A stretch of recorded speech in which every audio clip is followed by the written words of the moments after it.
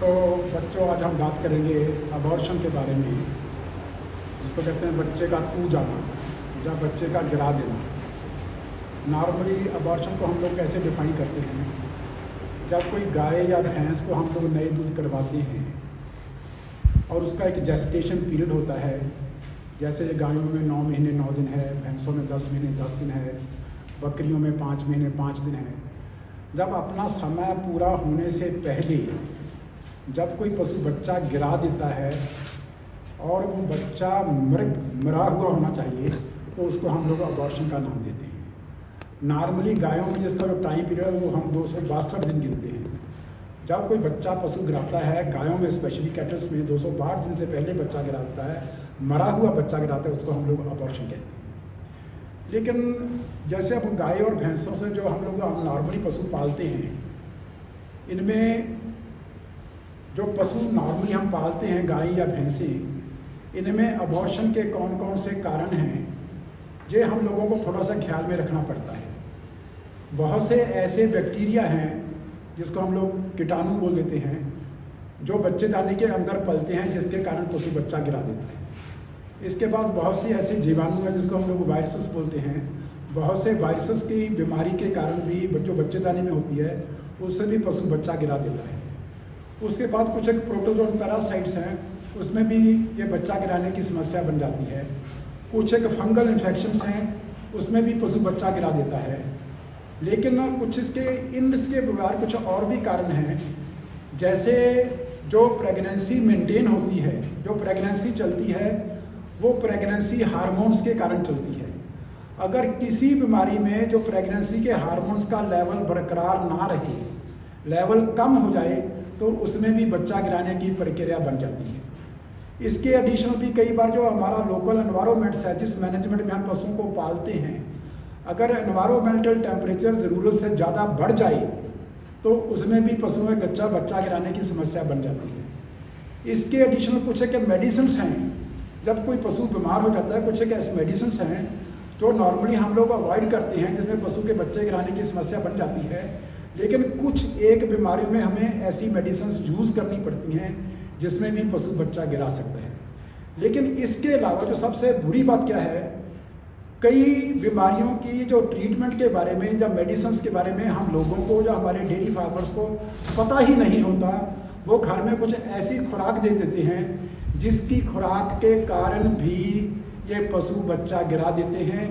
तो ऐसा कोई ना कोई कारण बनता है जिसमें पशु के बच्चे गिराने की समस्या बन जाती है। अगर ये बच्चे गिर जाए तो उसके बाद दूसरी समस्या खड़ी होती है, पशु का जेर का समय से ना पड़ना। कई बार पशु जोर लगा के अपना सारा पीछा निकाल देता है, तो जो प्रोलैप्स ऑफ वजाइना और प्रोलैप्स ऑफ यूट्रस की समस्या एक और बन जाती है। लेकिन इन समस्याओं के अतिरिक्त अगर कुछ भी ना हो, अबॉर्शन के बाद जेर भी पड़ जाए, पशु अपना पीछा भी ना दिखाए, तो फिर भी उसमें बच्चेदानी में जो पस फार्मिंग ऑर्गेनिजम्स हैं वो मल्टीप्लाई करना शुरू करते हैं, जिसमें बच्चेदानी के अंदर रेशा बन जाता है। जब रेशा बन जाता है, तब भी दूध की वही समस्या हम लोगों को आती है।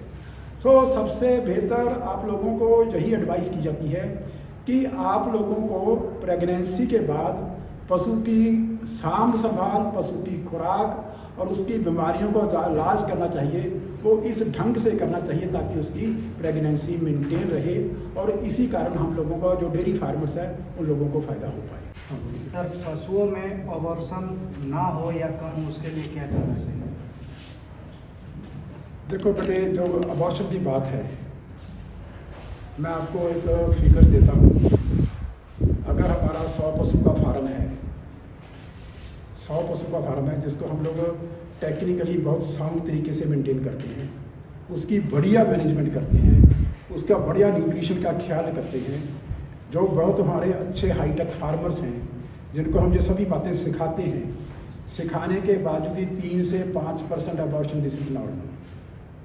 3 अगर 100 पशु में से 4 या 5 पशुओं की अबॉर्शन हो जाए, हम इसको बिल्कुल नॉर्मल गिनते हैं, दिस इज वेरी नॉर्मल। लेकिन फिर भी हम अबॉर्शन को चेक कैसे करें? बेसिकली सबसे बड़ी बात, अगर कैटल की बात करोगे, गायों की बात करेंगे, जिस भी बंदे को अपना डेयरी फार्म रन करना है, स्पेशली गायों का, वो अपनी सभी गायों को ब्रूसिलोसिस के लिए टेस्ट करेंगे। सबसे पहली रिक्वायरमेंट है ब्रूसिलोसिस के लिए टेस्ट करवाएं। जो पशु ब्रूसिलोसिस पॉजिटिव है उसको अपने फार्म से निकाल दीजिए, पहली बात। जो पशु ब्रूसिलोसिस पॉजिटिव हैं उसको अपने फार्म से ही निकाल दीजिए, पहली बात। और जो पशु ब्रूसिलोसिस नेगेटिव हैं उन सभी पशुओं को ब्रूसिलोसिस की वैक्सीनेशन करानी चाहिए। नॉर्मली जो ब्रूसिलोसिस की वैक्सीन है ये तकरीबन 4 से 8 महीने की उम्र में केवल फीमेल्स को लगाई जाती है। 4 से 8 महीने की उम्र में केवल फीमेल्स को लगाई जाती है। अगर आपके फार्म में इन पशुओं की वैक्सीनेशन नहीं हुई तो आप लोगों को ब्रूसिलोसिस का टेस्ट कराना चाहिए। अगर ब्रूसिलोसिस पॉजिटिव आ जाए तो ऐसे पशुओं को निकाल देना चाहिए। अगर आपने केवल यही बात कर ली तो मेरा ख्याल आपकी अबॉर्शन चेक हो जाएगी, क्योंकि सबसे बड़ा कारण जो अबॉर्शन का है 60 से 70% अबॉर्शन का जो कारण है इट इज़ ओनली ब्रूसिलोसिस। इसी बात पे कंसर्न कीजिए ताकि आपका ब्रूसिलोसिस बिल्कुल नेगेटिव हो। बेस्ट ऑफ बस ये है कि अबॉर्शन होने के बाद में यूट्रस को रिकवरी कैसे करें? यूट्रस को रिकवर कैसे करना है डिपेंड करता है आपकी किस स्टेज में अबॉर्शन हुई है। अबॉर्शन 3 महीने की भी हो सकती है, 3 महीने से लेके अबॉर्शन का 9 महीने या 10 महीने तक भी हो सकती है। गायों के केस में 9 महीने तक, भैंसों के केस में 10 महीने तक। तो ये स्टेज टू स्टेज वेरिएशंस है। लेकिन फिर भी ओवरऑल मैं क्या और बात बताता हूँ आपको, जब आप लोग अबॉर्टेड फीटस को रिमूव कर देते हो, ये आपकी पहली बात होगी। दूसरी बात आपको क्या करना है, प्लेसेंटा को रिमूव करना। लेकिन मैं आपको कम से कम मैं आपको एडवाइस बिल्कुल नहीं करूँगा कि आप प्लेसेंटा को मैन्युअली रिमूव करें। प्लेसेंटा को मैन्युअली रिमूव करने की ज़रूरत नहीं है, ठीक है ना। हम लोग इसमें इंट्रायूटेराइन थेरेपी अडॉप्ट करते हैं 3 से 5 दिन के लिए। इंट्रायूटेराइन थेरेपी 3 से 5 दिन के लिए, एंटीबायोटिक्स एंटी इन्फ्लेमेटरी 3 से 5 दिन के लिए। 3 से 5 दिन ट्रीटमेंट अडॉप्ट करके हम लोग इसको छोड़ देते हैं। केवल इसको हम बच्चेदानी सफा करके लिए, जिसको हम एक्बॉलिक्स बोलते हैं, एक्बॉलिक्स पे डाल देते हैं और एक्बॉलिक्स चलते रहते हैं, जिसके 10 या 15 दिनों के भीतर ये बच्चेदानी बिल्कुल साफ हो जाती है। तो आप लोगों को बिल्कुल भी, कई बार आप लोगों को डेयरी फार्म पर बोलेगा डॉक्टर साहब आप इसकी जेर निकालो, बिल्कुल भी आपको जेर निकालने की ज़रूरत बिल्कुल भी नहीं है। आप लोग सिंपली एक बात पे कंसंट्रेट करो कि हमने जेर निकालनी नहीं है, but you must be very much sure कि आपकी ट्रीटमेंट से पशु को कोई फ़र्क नहीं पड़ेगा। लेकिन मैं आपको आज कहता हूँ, अगर 3 से 5 दिन अगर आपने ये ट्रीटमेंट अडॉप्ट करी, इसमें पशु बिल्कुल सही खाता पीता रहता है, बिल्कुल नॉर्मल हालत में रहता है और 3 से 5 दिन के बाद इसके बच्चेदानी के अंदर भीतर से सब कुछ निकलना बाहर शुरू हो जाता है। लेकिन ये तब तक 3 से 5 दिन मेडिसिन देने के बाद उसके बाद 10 या 15 दिन तक एक्बॉलिक्स देते रहो तो 15 दिन में बच्चेदानी तकरीबन बिल्कुल साफ हो जाता है।